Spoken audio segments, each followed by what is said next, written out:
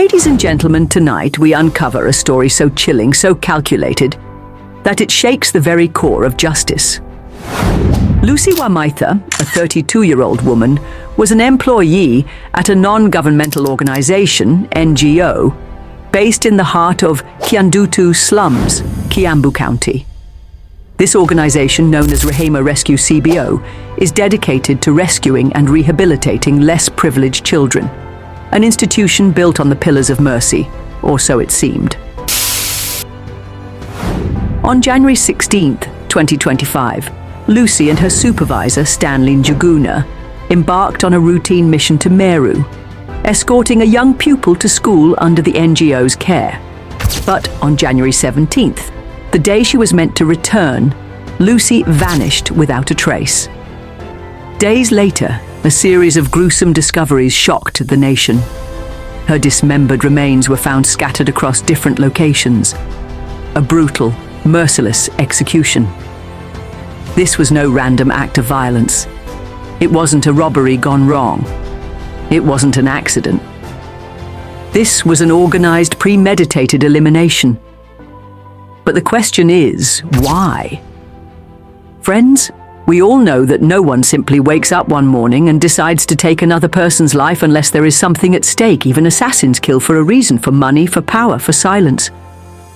So, we ask, was Lucy an obstacle to someone's interests? Was she a threat? The answer is yes.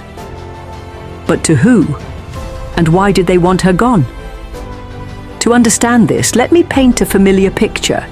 In every organization, there's always that one person, sharp, hard-working, straightforward, the kind of person who wins the trust of the management, yet becomes hated by colleagues, the kind of person who refuses to turn a blind eye to corruption, who refuses to play along with dishonest dealings. These individuals are often isolated, branded as snitches, traitors, or obstacles, and sometimes their fate is far worse than mere workplace hostility. And this, dear viewers, is exactly who Lucy Wamaitha was. Lucy was a principled woman. She stood for the truth. She refused to entertain dishonesty. And that very virtue, the very thing that made her exceptional, became the reason for her death. But what exactly did she uncover? And why did it cost her life? To find answers, we first needed to confirm which NGO Lucy worked for. It wasn't easy. Many roadblocks, many unanswered questions, but we found it. Rehema Rescue CBO. A name that once symbolized mercy, now entangled in dark secrets. Founded in 2006 by Jeff and Carla, American nationals, Rehema Rescue CBO was born out of goodwill when they found an abandoned child in the rain. They took the child in, sparking an idea to create a safe haven for less privileged children. That's how Rehema was born, named after the Swahili word for mercy.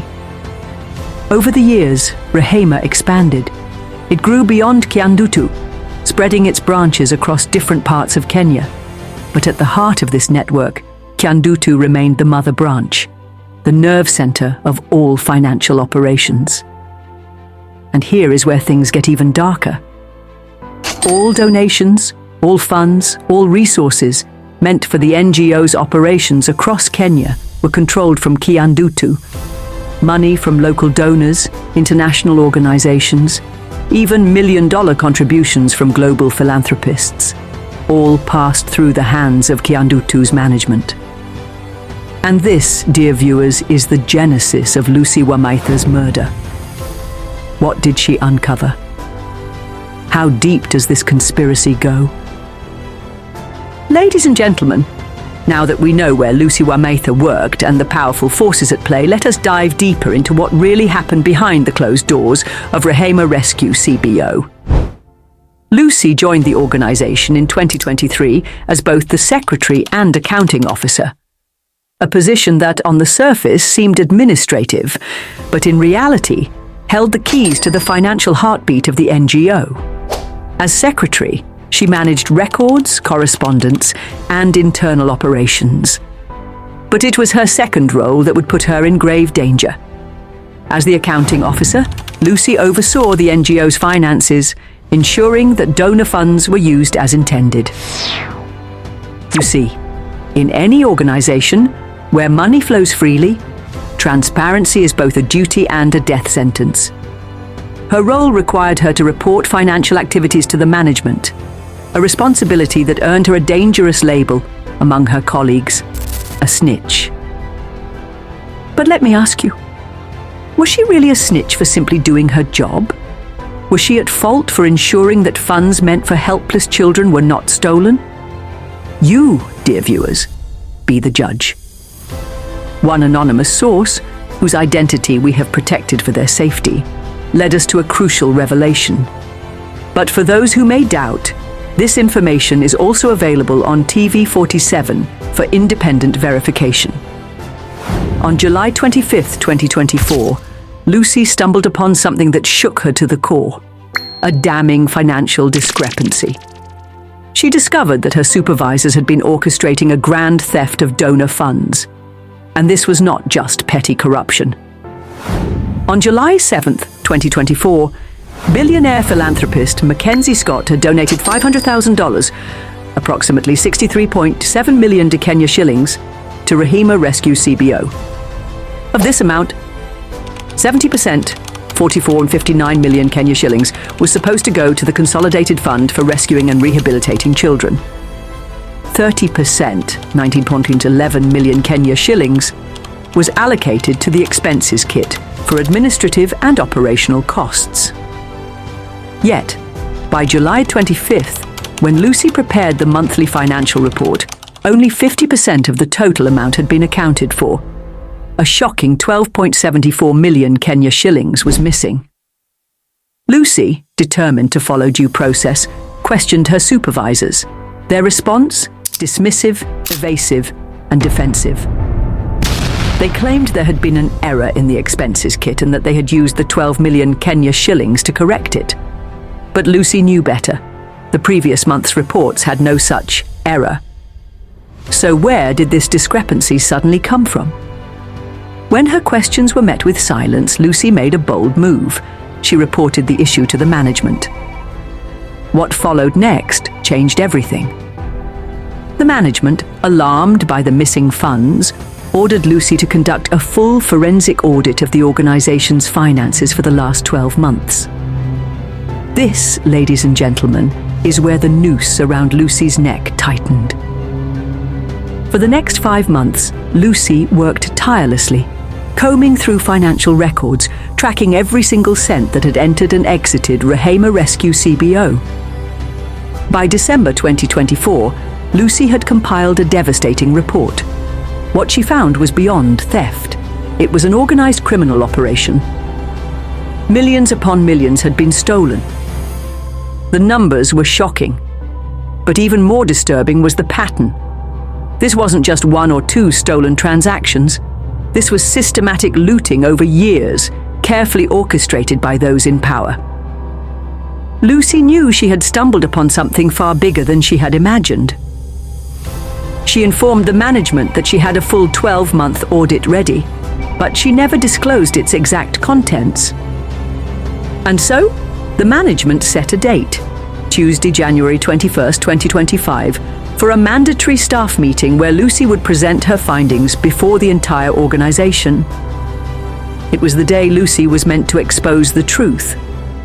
When the supervisors found out about Lucy's report, things took a dark turn.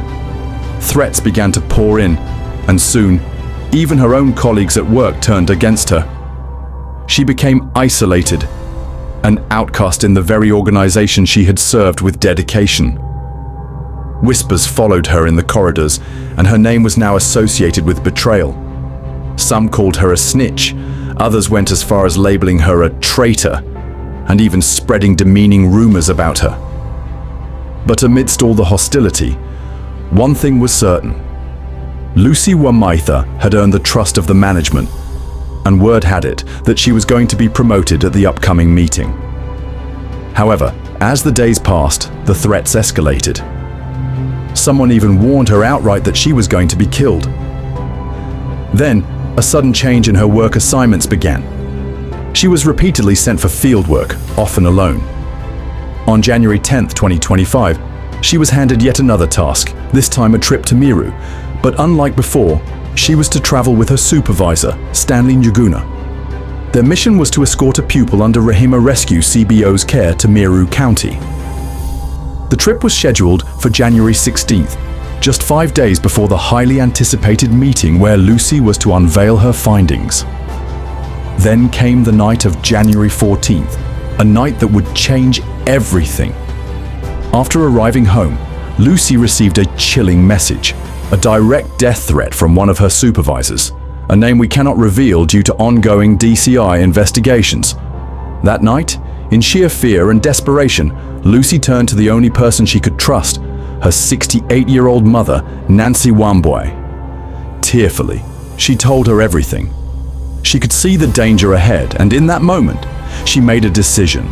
After completing the Meru trip, she would resign. That was going to be her last assignment. On January 16th, Lucy set out for Meru with Stanley Njuguna. They completed their mission and were set to return the next day, January 17th. As they made their way back, they stopped in Embu town for lunch at Java Blue Lounge. By evening, they were on the road to Thika. At exactly 9 p.m. they arrived in Thika town, where Stanley Njuguna dropped Lucy off at an outskirts location. A mysterious white car was waiting. That moment, dear viewers, was the last time Lucy Wamaitha was seen alive. What was the purpose of that white car? Who had called it? Days passed, and on January 20th, 2025, Nancy Wamboy, together with Lucy's neighbor, reported her missing. Investigations commenced immediately, and a shocking discovery was made. Lucy's phone had gone off at exactly 10 p.m. on the night she disappeared. But that was not all. Stanley Njuguna's phone had also gone off at the exact same time. 2 different phones, belonging to 2 different people, switching off at the same moment. Yet Stanley Njuguna had claimed that he had dropped off Lucy at 9 p.m. If that was true, then why were their phones still together an hour later? How does that add up? Drop your answer in the comment section below and tell me. What exactly do you think happened that night? That's all for today, dear viewers, from us here at Lifelens TV. If you found this investigation insightful, kindly like this video, share it with friends, and let them stay informed on the tragic case of Lucy Wamaitha. And most importantly, don't forget to smash that subscribe button and turn on notifications so you'll be the first to get updates whenever we drop a new video. From all of us at Lifelens TV, it's goodbye for now. May God bless you, and I'll see you in the next one.